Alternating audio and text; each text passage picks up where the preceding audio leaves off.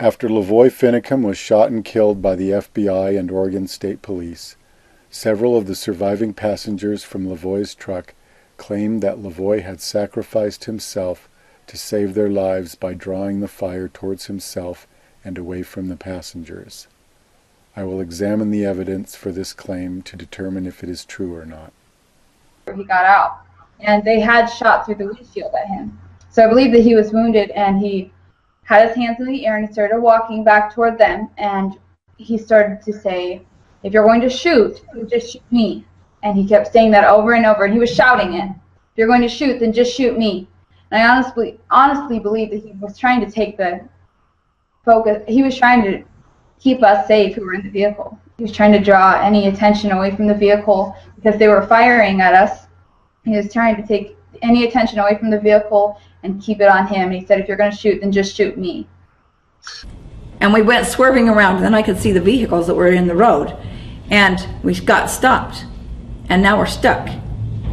And immediately there are lasers everywhere, all over, and LaVoy jumps out. He flings open the door, and he throws his hands in the air, and he jumps out and starts running through this deep snow. We can see him, and I have it on video, and we're just freaking out because there are bullets flying. He's yelling, "Go ahead and shoot me," and his hands are out. "Go ahead and shoot me, go ahead and shoot me." I honestly believe that he was trying to draw fire away from us.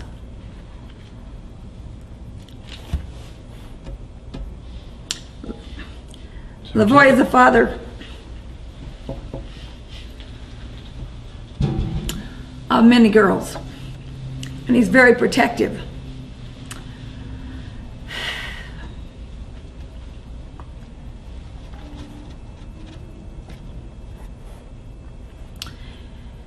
And I think he was trying to draw the fire from us.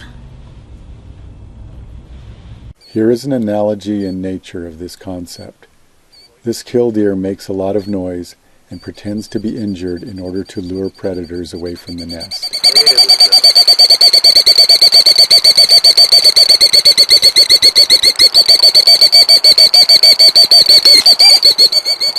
There we go. There's their nest. See, they act like they're wounded when they leave their nest. What they're doing is they're trying to get the predators to follow them so they won't see the nest with the eggs. In order to show that this analogy applies to LaVoy Finicum, I will show analogies for the following observations. There must be a predator present. The bird must attract the predator to itself. The bird must lure the predator away from the nest. Although the bird is risking its own life, it is not trying to be killed. It is only trying to get the predator to come after it. This is the diagram from the major incident team of shot trajectories that struck LaVoy's truck. LaVoy was driving.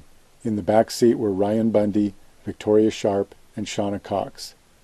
Next I will show the video from the truck, and as each shot is fired, the shot trajectory will be shown and extended to show who is in the line of fire. Yeah, but hang on. Okay, so they're shooting. Hang on. Okay, down. Okay, we're here. Go ahead and shoot me. Damn! Ryan Bundy was hit in the arm, probably on the last shot shown. Based upon the shots fired, it was very reasonable for LaVoy to believe that the FBI intended to kill everyone. If LaVoy was intending to draw fire away from the other passengers, he was justified in his decision. And LaVoy's sense of urgency is also justified, as emphasized by the last two shots. Go ahead and shoot me.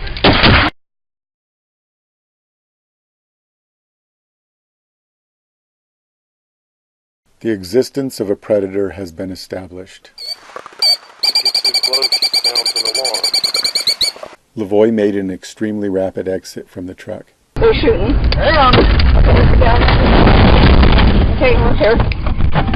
Go ahead and shoot me. Damn! Because the FBI was shooting through the truck and the other passengers to get to LaVoy, a rapid exit was important. The fact that one of the passengers was hit emphasizes the necessity of a rapid exit if LaVoy wanted to save the passengers. Okay, we're here.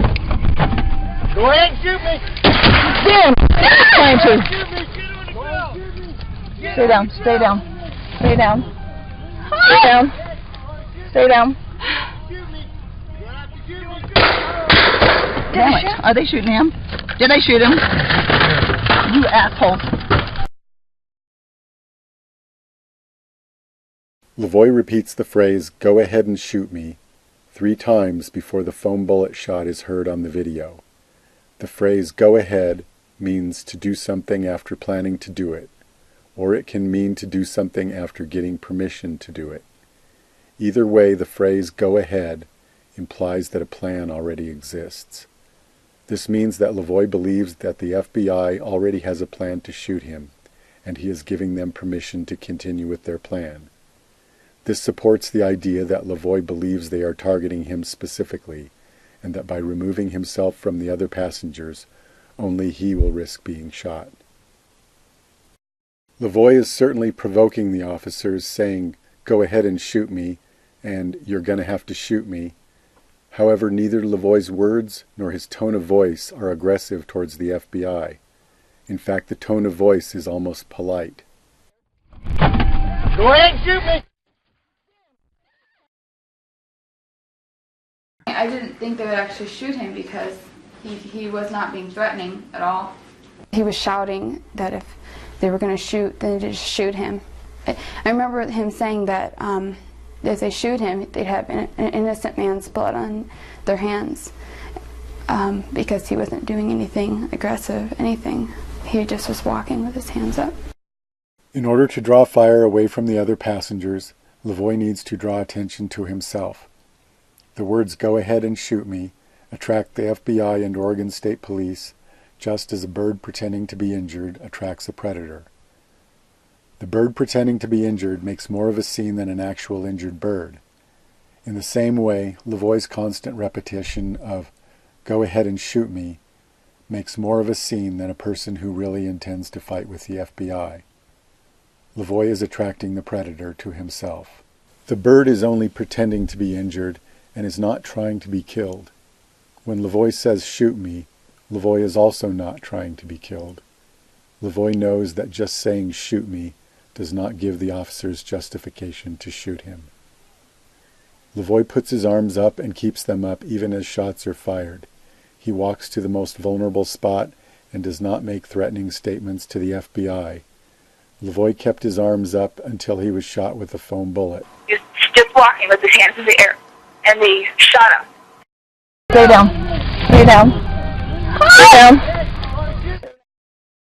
LaVoy walked rapidly away from the truck through deep snow, making a significant effort to put distance between himself and the other passengers. This is consistent with LaVoy drawing fire to save the passengers. LaVoy is luring the predator away from the passengers in the truck. All of the necessary evidence has been found to make the analogy between LaVoy and the bird protecting its nest. The direction that LaVoy walked is very unusual. LaVoy walked to this location as if someone's life depended upon it. But this is just an open space with nothing there. If LaVoy wanted to fight, this is strategically the worst location. He has no cover, he is surrounded, and every officer has a clear shot at him. If LaVoy wanted to fight, he should have stayed by the truck for cover. If he had a weapon, he should have drawn the weapon while he had cover. The direction that LaVoy walked contradicts the idea that he intended to fight. If LaVoy wanted to run, he should have traveled away from the officers. LaVoy did not move away from the officers, and he did not move towards them. When LaVoy first got out of the truck, 2 shots were fired at him. LaVoy's next actions were heavily influenced by these 2 shots. Go ahead and shoot me. The red line shows the trajectory of the 2 shots fired as LaVoy exited the truck. LaVoy walked from his truck to this location where he was killed. The green line shows the path that LaVoy walked away from the truck. The path that LaVoy walked is perpendicular to the trajectory of the 2 shots. This path strongly contradicts all other theories considered.